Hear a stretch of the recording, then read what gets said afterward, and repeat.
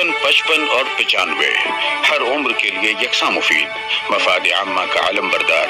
जरूर सब्सक्राइब करें, लाइक करें, शेयर करें और बेल आइकन प्रेस करना न भूलें। Rabbani the scholar YouTube channel.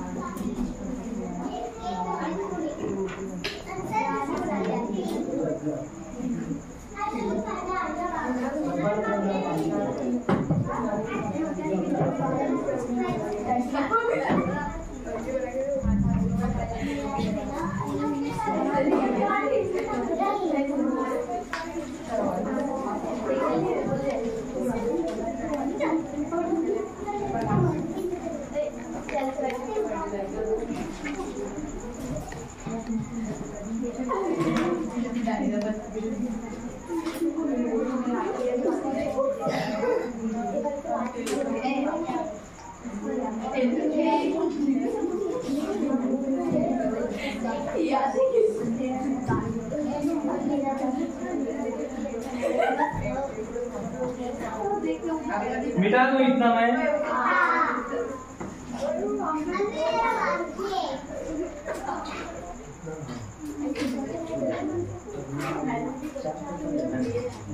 वो वाला पूरा बना दो।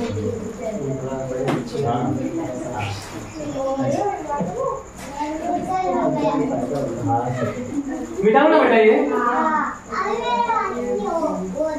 हाँ जल्दी से निकले बेटा।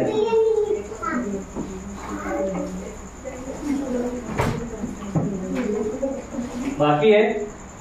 आप बड़ी बच्चियां पढ़ रही हैं या स्कूल छोड़ दी? पढ़ रहे हैं। कहाँ पर पढ़ रहे हैं? बोलो बेटा एक यहीं पर पढ़ रहे हैं। बोलने का ज्यादा नहीं, यहाँ से पढ़ के गए ना।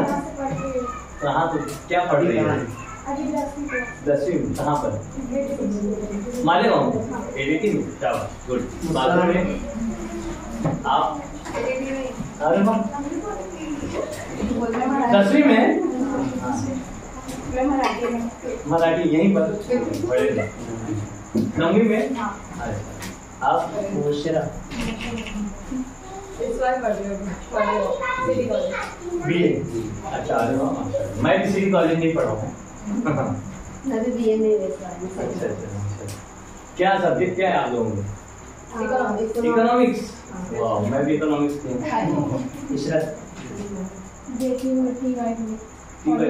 पॉलिटिक्स। क्या बात। ताबिश? फार्मेसी। वाह, क्या बात। कहाँ पर? रॉयल में। और आप नहीं पढ़? आज देखो बेटा, आप लोगों को मैं बता दूं कि जिंदगी में जो है ना, तालीम बहुत अहमियत रखती है।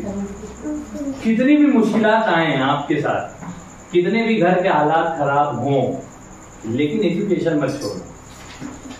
मेरी जो लाइफ है, मैं आज जिस स्टेज पर हूँ, मैं अभी तक अपने आप को तालिबे इल्म मानता हूँ और अभी तक मैं पढ़ रहा हूँ। मैंने SSC के बाद HSC किया, HSC के बाद मैंने ATD किया। हो सकता है आप लोगों के लिए कुछ नया हो।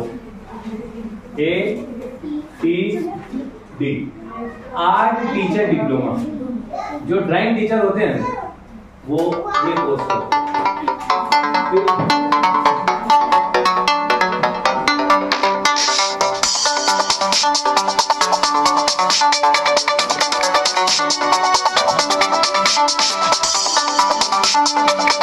ये मेरा अलार्म है। 3:45 बजे जो है ना सर, मैं सरदार प्राइमरी से निकल के अपने यहाँ पर 4 बजे से 7 बजे वाली क्लास में आता हूँ। तो जब बच्चों की भीड़ रहती है तो टाइम समझ में नहीं आता, तो अलार्म बचता है तो फिर छुट्टी देती। अपनी भी छुट्टी होगी। ATD के बाद मैंने इसके आगे का कोर्स किया, उसको कहते हैं AM, आर्ट टीचर डिप्लोमा है वो, है ना? ये डिप्लोमा है और ये डिग्री है। नहीं, ये आर्ट मास्टर। ये बड़े बच्चों को मैं थोड़ा सा मोटिवेट कर रहा हूँ कि आप लोगों को तालीम को छोड़ना नहीं है ना, और अभी तो तुझको बहुत ढेर पढ़ना है। ये एम है आर्ट मास्टर। मैंने ये भी किया, फिर उसके बाद ये भी किया। बीए में एडमिशन लिया मैंने, बीए इकोनॉमिक्स में मैंने एडमिशन लिया, बीए कंप्लीट किया। फिर मैंने एमए किया, वो भी इकोनॉमिक्स से किया। ठीक, उसके बाद मैं चला गया बीएड करने। देखो बेटा, जिसको तुम 13वीं 14वीं 15वीं बोलते हैं ना, उसको बीए, फिर आगे एमए ऐसा बोलते हैं ना। ये है बैचलर डिग्री, ये है मास्टर डिग्री। तो आप लोग जो इकोनॉमिक्स कर रहे हैं ना, तो एमए करके ही छोड़ दो, ठीक है। तो मैंने फिर बीएड किया, ये भी बैचलर डिग्री है, ये एजुकेशन में बैचलर डिग्री, ठीक है। फिर मैंने किया एमएड, आगे ये मास्टर ऑफ एजुकेशन है। ये बैचलर ऑफ एजुकेशन है, ये मास्टर ऑफ एजुकेशन। ये करने के बाद वापस से मैंने बीए किया। अब मैंने किया उर्दू से, इसके बाद मैंने किया उर्दू से। आप लोगों के लिए भी रास्ता रहेगा। एक यूनिवर्सिटी का एक रूल है कि अगर आप एक मर्तबा बीए पास हैं और आपने एमए भी कर लिया, आप दोबारा बीए करना चाहते हैं दूसरे सब्जेक्ट से, सिर्फ 4 पेपर देकर 1 साल में आप एक और बीए हो सकते हैं। समझ में आई बात? तो मैंने बीए उर्दू से किया, बीए टू बीए बोलते हैं इसको। उसके बाद मैंने इस बीए की बुनियाद पर एमए में एडमिशन लिया और मैंने उर्दू से एमए किया। उसके बाद मुख्तलिफ सर्टिफिकेट कोर्स, छोटे मोटे कोर्स जो चला करते हैं, जो डिस्टेंस एजुकेशन जिसको हम लोग बोलते हैं, फासलाती तर्ज तालीम। आप घर बैठे कर सकते हैं, जो घर बैठे हैं ना, आप बीए हो सकते हैं। सिर्फ साल में 2 से 3 मरतबा जाना पड़ेगा एग्जाम देने, बस। और बाकी घर बैठे आप बीए भी हो जाएंगे, एमए भी हो जाएंगे जेटी से। तो ये है एमए। एमए के बाद सर मैंने किया डीएसएम, ये डिप्लोमा है स्कूल मैनेजमेंट में। ये यशवंतराव चौहान महाराष्ट्र ओपन यूनिवर्सिटी का एक कोर्स है 1 साल का, तो ये उससे मैंने किया डीएसएम। फिर एक मौलाना आजाद ओपन यूनिवर्सिटी है, उससे मैंने किया जर्नलिज्म, तो मैंने जर्नलिज्म भी कर लिया। उसके बाद मैं खामोश नहीं बैठा। जर्नलिज्म करने के बाद मैं वापस से मालेगांव शहर में जो हमारी लॉ कॉलेज है उससे मैंने किया LLB।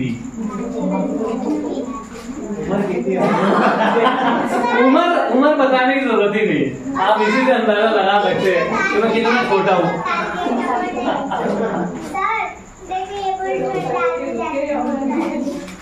यहाँ पर आकर मैं थोड़ा सा थम सा गया, वरना अभी भी मेरे हौसले जवान हैं और मैं चाहता हूँ कि मैं दोबारा कहीं एडमिशन ले लूँ। LLM में इसके आगे की जो डिग्री है ना, वो इसमें लेने की मुझे वो थी LLM करने की, लेकिन उसके लिए औरंगाबाद जाना था और ये वो, और फिर स्कूल इजाजत नहीं दे रही थी, और फिर दिगर मसरूफियात। अच्छा, ये तमाम चीजों के अलावा मालेगांव शहर में 5 ऐसी तंजीमें हैं जो अपना अपना मुख्तलिफ प्लेटफॉर्म रखती हैं, मुख्तलिफ प्रोग्राम करती हैं, उर्दू जबान और अदब की तरक्की तरवीज इरशाद में अपना काम करती हैं। उसका मैं मेंबर हूँ। तो उसकी माहाना नशिस्तें होती है, एक होती है अदारे नसरी अदब, हर महीना एक नशिस्त होती है, उसमें कहानी, अफसाना और ड्रामा, ये सारी चीजें उसमें पेश करते हैं। फिर एक है जिंदा दिलाने मालेगांव, उसके साल में 4 प्रोग्राम होते हैं, मज़ाहिया प्रोग्राम होते हैं, कभी मज़ाहिया मुशायरा, कभी मज़ाहिया इंशाइया, ये बहुत सारी चीजें। तो वो एक वो तंजीम से जुड़ा हूँ। एक है मालेगांव एजुकेशनल फोरम, जो तालीम के ताल्लुक से बेदारी पैदा करने वास्ते अपना काम करती है, वो मेरी स्कूल में ही है वो कायम, तो मैं उसका भी मेंबर हूँ। एक है अंजुमन तरक्की उर्दू हिंद शाख मालेगांव, तो उसके भी साल में 2 या 3 प्रोग्राम हो जाते हैं, तो वो उससे भी मैं जुड़ा हुआ हूँ। फिर एक दीनी मदरसे की एक तंजीम है, उससे जुड़ा हुआ हूँ। मेरा खुद का अपना एक अदारा है, अदारा फैजान रब्बानी, उसका मैं हूँ प्रेसिडेंट सदर, और उसके प्लेटफॉर्म से मैं मेडिकल कैंप है, फलाही काम है, तिब्बी काम है, वो सारे काम मैं करते रहता हूँ। फिर मेरा खुद का है रब्बानी खत्ताती मरकज, रब्बानी खत्ताती मरकज ये लॉकडाउन में शुरू हुआ, लॉकडाउन में, है ना, यानी 2019 या 20 से मैंने सर उसको शुरू किया। अभी 3 साल हुआ है। 3 साल में मैंने हजारों बच्चों की हैंड राइटिंग दुरुस्त कर दी, सिर्फ बॉल पेन से।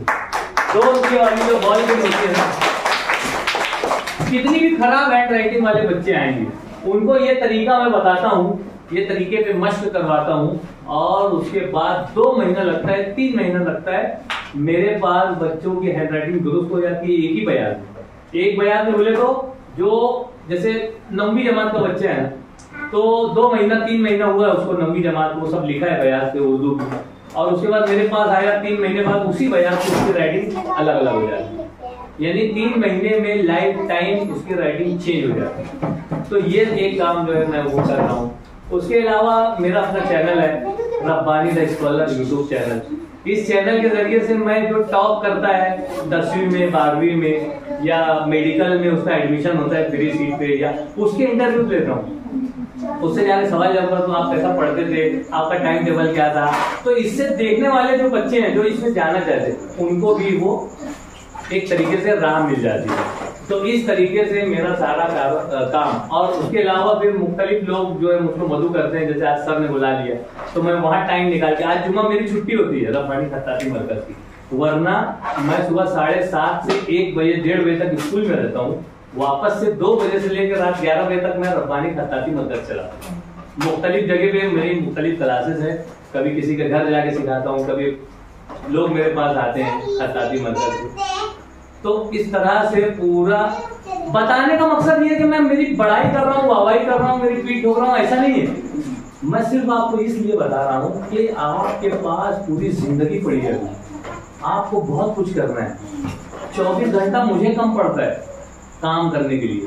मेरी मीटिंग होती है सर, कभी कभी अंजुमन की मीटिंग भी हो जाती है, नजरी अदब की मीटिंग, मैं कहाँ जाऊँ, यहाँ जाऊँगे वहां जाऊँ, कभी कभी प्रोग्राम टकरा जाते हैं। मुझको निजामत के लिए भी लोग बुलाते हैं, हालांकि मैं उतना अच्छा नाजिम नहीं हूँ, उतना अच्छी निजामत नहीं कर पाता हूँ, लेकिन लोगों को लगता है कि यार ये अच्छी कर लेता है, तो वो लोग मुझे बुलाते हैं, पैसा भी देते हैं और मेरा काम भी चलते रहते। इंटरव्यू लेने जाता हूँ वहां पे भी मेरे को लोग पैसा दे देते हैं, जबकि मैं फ्री ऑफ चार्ज काम करते रहता हूँ।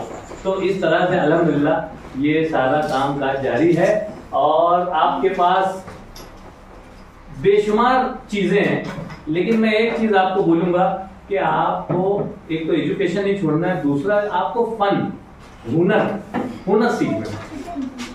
कोई भी किस्म का हुनर हो, चाहे आप घर में बैठ के सिलाई कर रहे हैं, ये भी एक हुनर है, चाहे आप बहुत अच्छा खाना बना रहे हैं, ये भी एक हुनर है, चाहे आप बहुत अच्छा लिख रहे हैं, बहुत अच्छा पढ़ रहे हैं, बहुत अच्छी शायरी कर रहे हैं, बहुत अच्छा अफसाना लिख रहे हैं, ये सब फन है। चाहे आप कोई भी किस्म का काम हो, अगर आप कुछ बना रहे हैं ना, कोई भी संतराशी है, ये है, कोई भी चीज है, फन जो है ना वो आपको जिता दे जिंदगी में। तो सीखना जो है वो एक तरह से जीतना है, जीतना जिंदगी में अगर जीतना है तो सीखो, टाइम वेस्ट मत करो, शेड्यूल लेकर चलो। मेरे पास एक महीने में सर, 1 महीने में बच्चियां या बच्चे, अभी एक 9वीं जमात की बच्ची जो है 1 महीने में अरबी लिखना शुरू कर दी।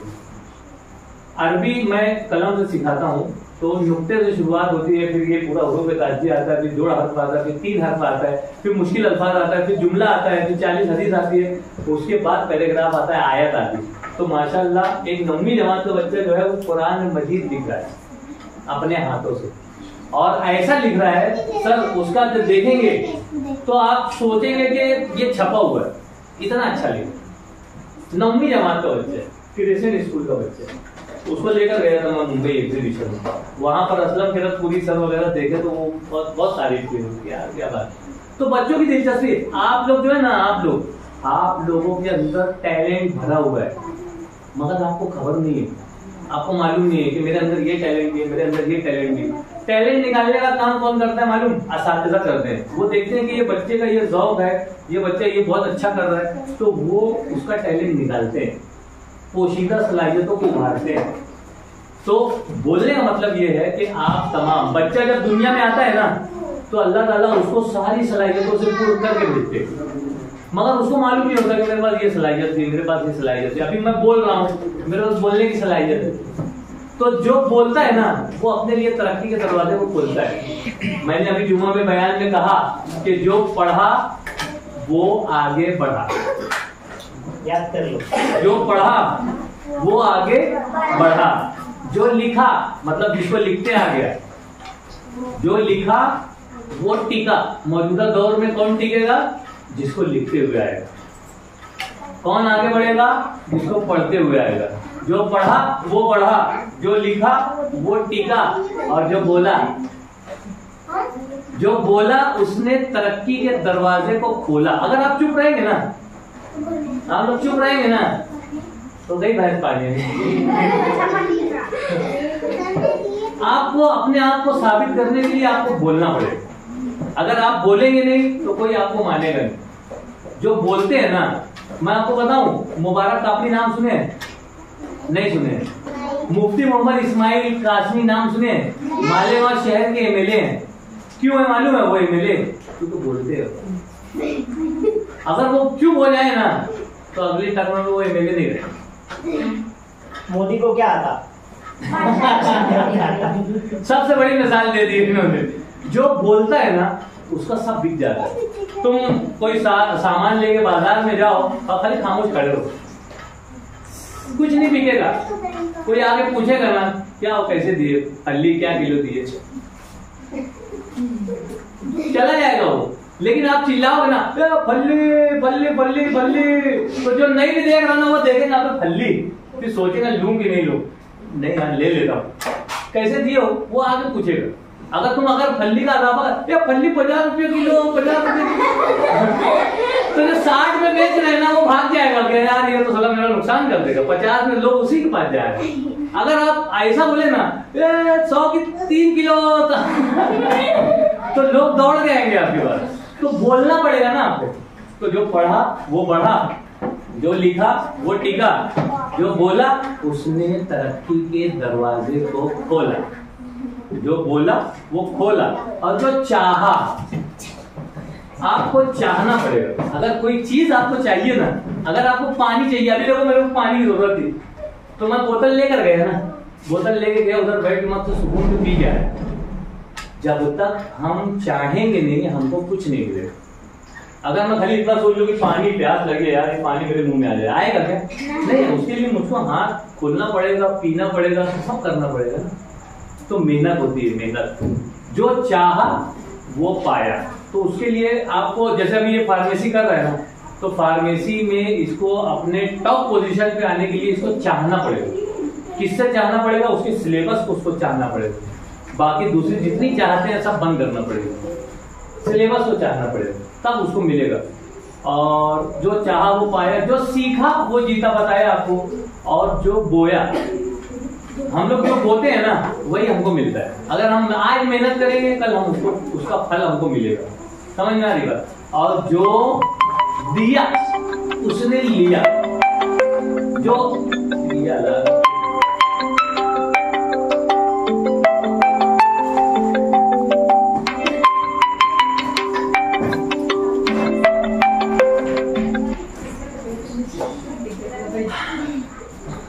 अब वाकई छुट्टी करना मुझे।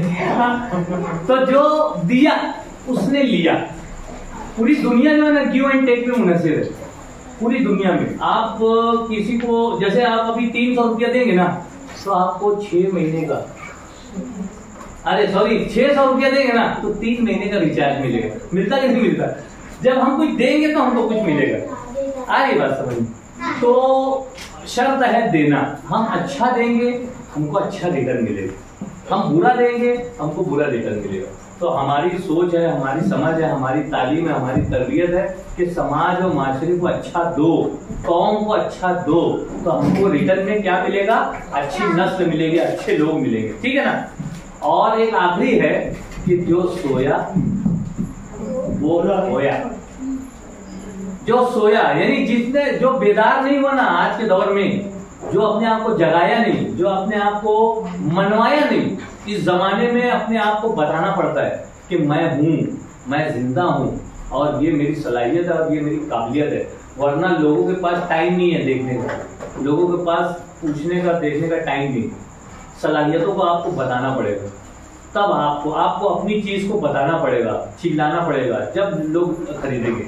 तो ये सारी चीजें जो छोटी छोटी बातें हैं, इससे हमको तहरीक पाना चाहिए, इससे हमको मोटिवेशन लेना चाहिए और अपनी जिंदगी में हमको कामयाब होना चाहिए।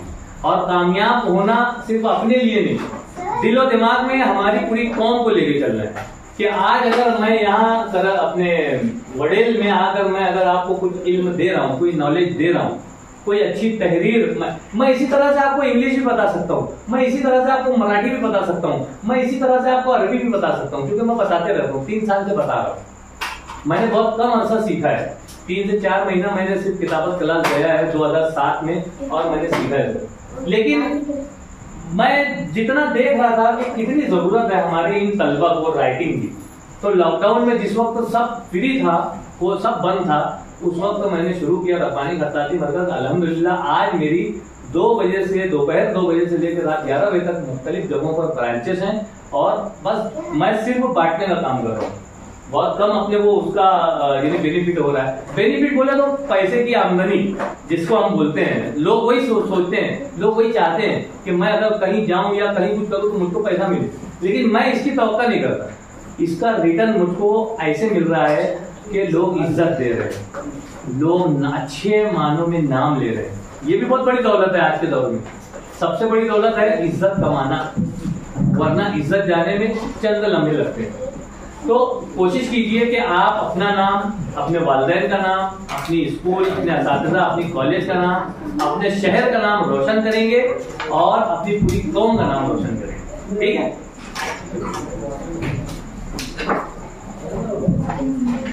सब बाकी ठीक है ना? हाँ, कुछ किसी का कुछ सवाल, अगर कोई सवाल अपनी पढ़ाई के बारे में या और भी कुछ, या कोई दिक्कत नहीं है सर। अगर ये मेरा नंबर दे देता हूँ, मैं चैनल पे भी देख सकते हैं लोग अपने को, है ना? नोट कर लो, लिख लो बेटा।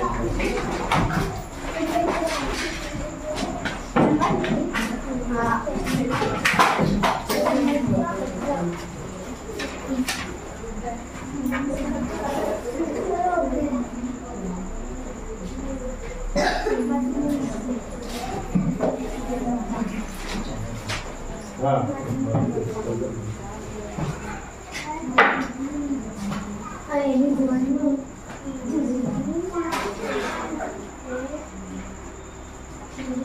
चैनल का नाम है सर के बचपन से लेके 55 और 95 साल तक के वास्ते। बचपन 55 और 95 हर उम्र के अफराद के लिए जैसा मुफीद।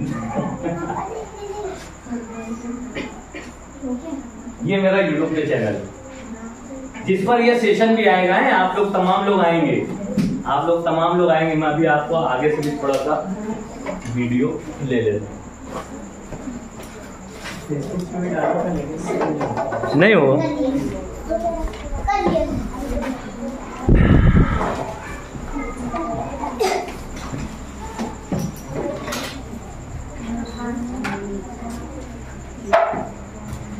सर, बहुत प्यारी स्कूल है आपकी, बहुत प्यारी क्लास है आपकी, बहुत प्यारे बच्चे हैं आपके माशाल्लाह। अरे टैलेंटेड बच्चे हैं ये, छोटे छोटे बच्चे जो है ना, ये बहुत प्यारे बच्चे हैं। तुम लोग सब आएंगे चैनल पे, देखेंगे ना, और लिखना है जो बताया हूँ। ये दोनों बच्चे काफ़ी यानी होशियार हैं, दोनों सवाल जो आने का मौका दिया, इसलिए हम सर के बेहद शुक्रगुजार हैं कि उन्होंने हमारी दावत को लब्बैक कहा, हमारे दरमियान आए, हमको अपने इल्म से नवाजा, है ना। तहरीर अपनी हमारी राइटिंग कैसे पुस्तक होगी, अच्छी होगी, इसके बारे में बहुत अच्छा नॉलेज दिया। अभी मैंने फेसबुक पे डाला तो उसमें फौजान GR और ऐसे बड़े बड़े जो हमेशा जिनका ये काम ही है कैलीग्राफी, मेरे को भी थोड़ा सा उसका शौक है ना, मैं लेकिन बहुत ज़्यादा सीख नहीं पाया उसमें, अभी सीखने की मुझको भी ज़रूरत है। तो उसमें जो है बड़े बड़े लोगों ने उसकी तारीफ़ की कि जो है बहुत अच्छा काम जारी है, चल रहा है। तो मैं एक मरतबा फिर से सर का शुक्रिया अदा करता हूँ और उम्मीद भी करता हूँ कि आइंदा भी कभी सर की ज़रूरत हमको पेश आएगी तो हम सर को आवाज़ देंगे और सर ज़रूर तशरीफ़ लाएंगे। शुक्रिया। 55, 55 और 95 हर उम्र के लिए यकसा मुफीद मफाद आम्मा का आलम बरदार। जरूर सब्सक्राइब करें, लाइक करें, शेयर करें और बेल आइकन प्रेस करना न भूलें। Rabbani the scholar YouTube channel. Rabbani the scholar YouTube channel इल्मी, अदबी, दीनी, मिल्ली, समाजी, सकाफती, तहजीबी, फलाही, तिब्बी, फन्नी, माशी, तिजारती, माशरती, इंतजामी, इनकलाबी, तहरीकी, तहकीकी, तकनीकी, तफ्तीशी, तामीरी, तालीमी व मालूमाती यूट्यूब चैनल। जरूर सब्सक्राइब करें, लाइक करें, शेयर करें और बेल आइकन प्रेस करें। Rabbani the scholar YouTube channel.